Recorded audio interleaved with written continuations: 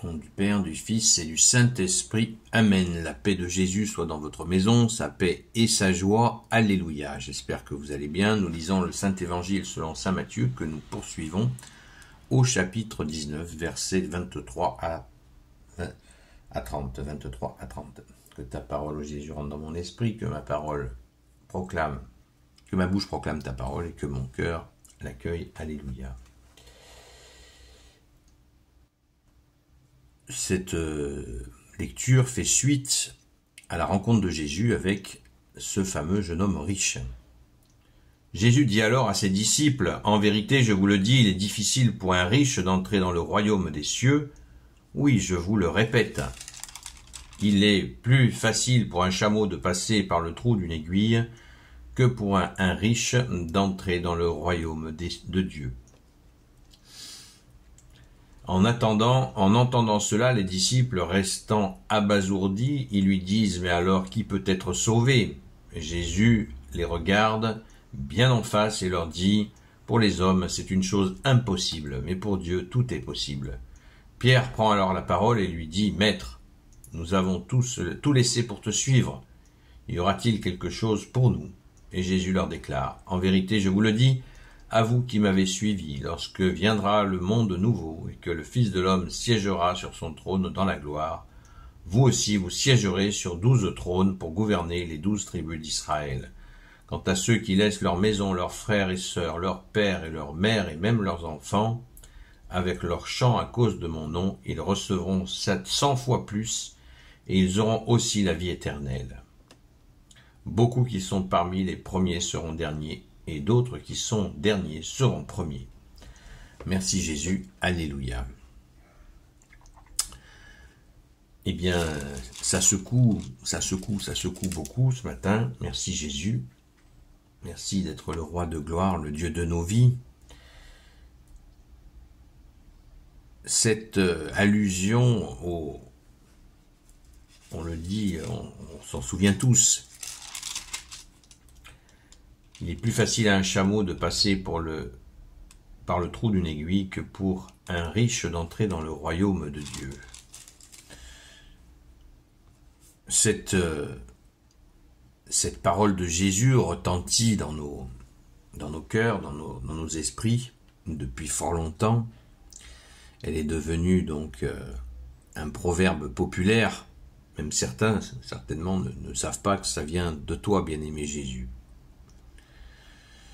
Eh bien, il y aurait une allusion à une porte de Jérusalem qui s'appelait la porte de l'Aiguille, où les marchands qui venaient de partout avec des chameaux remplis, vous voyez, on voit ces images avec des chameaux, avec des pactages absolument immenses, et ils ne pouvaient pas passer la porte, cette fameuse porte de l'Aiguille. Donc les marchands étaient obligés de déposer les pactages, faire passer les chameaux et remettre les pactages sur les chameaux pour rejoindre les marchés. Donc cette allusion viendrait certainement de là que les riches ont cette fâcheuse tendance à accumuler des biens et qui finalement les empêchent de passer la porte. C'est une allusion à la porte du paradis, évidemment, et c'est Jésus qui en est la porte. On le voit dans la symbolique du chrisme, un chrisme qui est composé d'une ligne centrale avec une courbe en haut, un petit peu comme la canne de l'évêque. Eh bien, dans ce chrisme, on voit que cela symbolise la montée vers le royaume des cieux et la petite boucle étant la porte étroite que Jésus a mentionnée, en disant que la porte qui mène au paradis, au royaume des cieux, est étroite alors que la porte de la perdition est très large.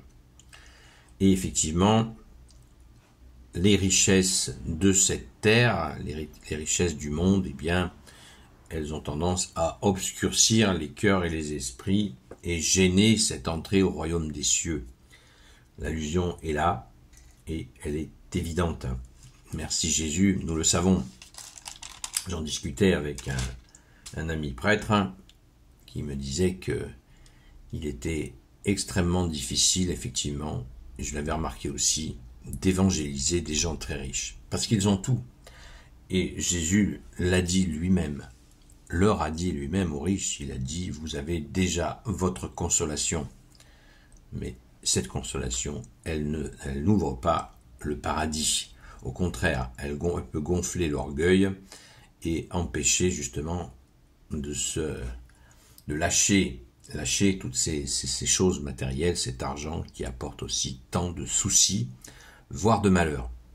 Donc soyons attentifs à cela et gardons la vraie richesse, c'est-à-dire toi Jésus, tu nous l'as dit, là où est ton cœur, là aussi est ton trésor.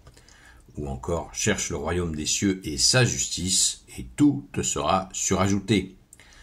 Ne séparons pas l'amour de la justice, ni la justice de l'amour, sans oublier la miséricorde, bien entendu. Merci Jésus de nous y aider en permanence. Alléluia.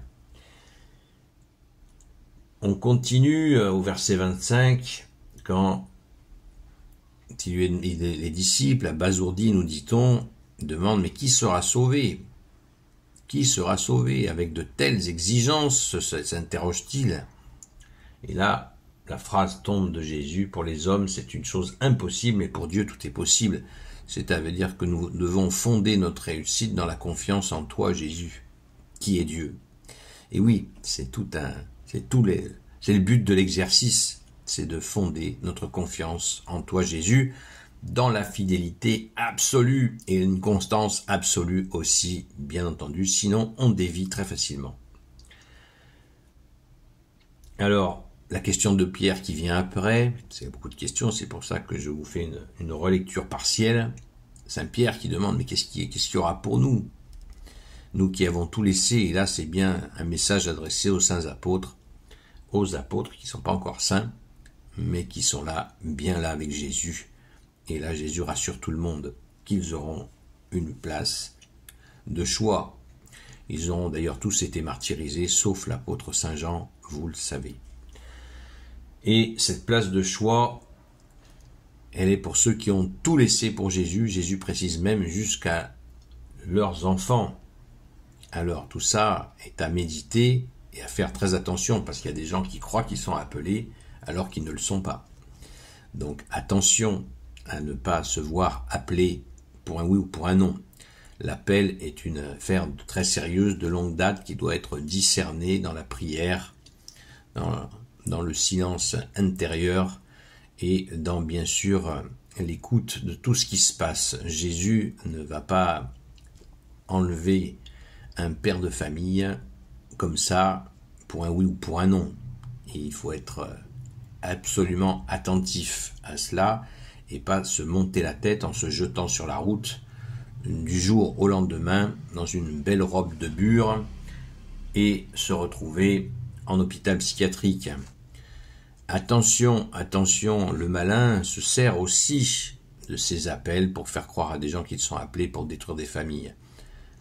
Donc, soyons très vigilants à cela et autour de nous.